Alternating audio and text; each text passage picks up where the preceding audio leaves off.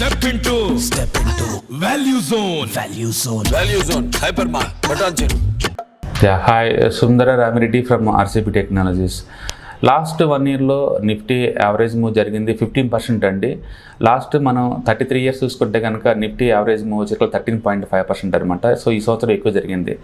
మనం ఎక్కువసార్లు market move అయితే ఎంటైర్ మ్యూచువల్ ఫండ్ ప్యాక్ ముందు పోద్ది, మార్కెట్ డల్ అవుతే మొత్తం పడుతుంది అనుకుంటామండి.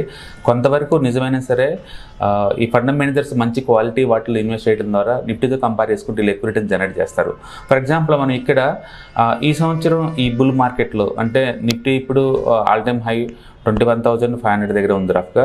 అండ్ ఈ టైంలో లాస్ట్ 1 yearలో మీరు నిఫ్టీలో కనుక ఇన్వెస్ట్ చేస్తే మీకు వచ్చే అమౌంట్ 14.5% అలా వస్తుంది, రఫ్గా 15% వచ్చి ఉంటుంది. అండ్ అదే కనుక స్మాల్ క్యాప్ అండ్ మిడ్ క్యాప్లో కనుక ఇన్వెస్ట్ చేస్తే ఎంత అమౌంట్ జనరేట్ అయింది అనేది ఇప్పుడు మనం ఈ వీడియోలో చూద్దామండి. అఫ్కోర్స్ 1 year పాయింట్ ఆఫ్లో షార్ట్ టర్మ్లో మార్కెట్ అప్ అండ్ డౌన్ అవుతూ ఉంటుందండి. ఈ రెఫరల్ పాయింట్ ఏంటంటే నిఫ్టీ 13 points 15% మాత్రమే మూవ్ అయితే మిగతా మ్యూచువల్ ఫండ్స్ ఎలా మూవ్ అవుతాయి చెప్పడం దీని అర్థం అనమాట. కాబట్టి ఇప్పుడు నేను చూసేది mid cap mutual funds and small cap mutual funds last 1 year back కనుక ఇన్వెస్ట్ చేస్తే ఎంత రేట్ ఆఫ్ రిటర్న్ వచ్చిందని చూద్దామండి. అండ్ మహేంద్ర మెనూ లైఫ్ అండి ఈ సంవత్సరం the best mutual fund in small cap category అండి. అండ్ 51% వచ్చింది లాస్ట్ 1 yearలో. అంటే నిఫ్టీ 15% వస్తే ఈ సంవత్సరం అండ్ ఈ మ్యూచువల్ ఫండ్ 51% రేట్ జనరేట్ చేసింది. అండ్ బంధన్ స్మాల్ క్యాప్ అండి 45% రిటర్న్స్ జనరేట్ చేసింది ఈ సంవత్సరం. And Franklin India smaller companies 44% returns generate చేసింది. ITI small cap mutual fund 43% returns generate చేసింది ఈ సంవత్సరం. Nippon India small cap fund 40% generate చేసింది. And HSBC small cap fund 40%. And Sundaram small cap 39%. And HDFC small cap 38%. Invesco India small cap 38%. And Quant small cap 37%. And Union small cap 37%. And bank of India small cap mutual fund 36%. And DSP small cap 36%. Edelweiss small cap 34%. And Aditya Birla small cap 32%. ICICI Prudential small cap mutual fund 30%. Tata small cap 29%. UTI small cap 29%. Axis small cap 28%. Kotak small cap 28%. And Canara Robeco small cap 26%. And SBI small cap 20%. And PGIM small cap 18%. మీరు కనుక జాగ్రత్తగా observe చేస్తే majority mutual funds more than 30% returns వచ్చినాయండి 1 year point ఆఫ్లో. అందుకని Nifty తక్కువ move అయినా సరే కొన్ని category other than the Nifty చాలా ఎక్కువ మూవ్ అయ్యే ఛాన్స్ ఎక్కువ ఉందండి. సో మనం కనుక ఎవరైనా పోర్ట్ఫోలియో కనుక 20s 30s రాలేకపోతుంది ఈ సంవత్సరం రిటర్న్స్ అనుకుంటే కనుక better to invest in to some of the small cap mutual ఫండ్స్లో అనమాట. ఎందుకంటే ఇక్కడ రిటర్న్స్ యావరేజ్ మీద 30-35% కూడా వస్తున్నాయి కాబట్టి మన దగ్గర కొంత అమౌంట్ని ఈ స్మాల్ క్యాప్ మ్యూచువల్ ఫండ్లో ఇన్వెస్ట్ చేయడం ద్వారా లాంగ్ టర్మ్ పాయింట్ ఆఫ్లో మంచి రేట్ ఆఫ్ రిటర్న్ జనరేట్ చేసుకోవచ్చు. ఇప్పుడు మనం మిడ్ క్యాప్ కేటగిరీ చూద్దామండి last 1 year returns. Okay, again Nifty 15% లేదు లాస్ట్ 1 yearలో. అండ్ మిడ్ క్యాప్ కనుక మనం చూసామనుకోండి జేపీ మిడ్ క్యాప్ 41% అండి year returns. And Nippon India growth 40%. And Mahindra Manulife mid cap 39%. And HDFC mid cap mutual fund 39%. And white oak capital mid cap fund 38%. Motilal Oswal mid cap 36%. Tata mid cap growth 35%. ITI mid cap 35%. And Sundaram mid cap 35%. And HSBC mid cap 35%. Taurus discovery 33% returns. Edelweiss mid cap 33%.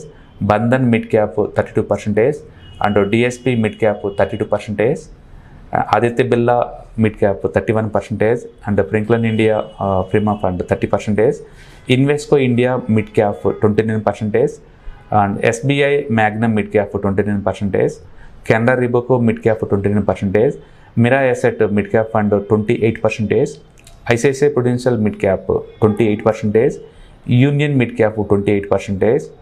And Baroda BNB Paris mid cap mutual fund 27%. Quant mid cap 27%. And Kotak emerging equity fund mid cap category ఇది కూడా 26%. UTI mid cap 24%, Axis mid cap 23%, and PGIM India mid cap opportunity 16%. So ఇక్కడ బాగా చూసుకున్నట్లయితే even mid క్యాప్లో కూడా average మీద 30 నుంచి 35% వచ్చిన mutual funds ఎక్కువ ఉన్నాయి. కాబట్టి నిఫ్టీ ఎప్పుడు కూడా తక్కువ మూవ్ అవుతుందండి compare to small and mid క్యాప్లో. సో స్మాల్ అండ్ మిడ్ క్యాప్లో వాలటిలిటీ ఎక్కువ, ఇన్వెస్ట్మెంట్ ఆపర్చునిటీస్ ఎక్కువ, అండ్ రేట్ ఆఫ్ రిటర్న్ ఎక్కువ. అఫ్ కోర్స్ మనం ఇక్కడ కంపేర్ చేస్తుంది 1 year అండి. But long term point of view చూసినా సరే నిఫ్టీలో యావరేజ్ రిటర్న్స్ మీకు ఒక 15% కన్నా ఎక్కువ వచ్చే ఛాన్స్ లేదండి.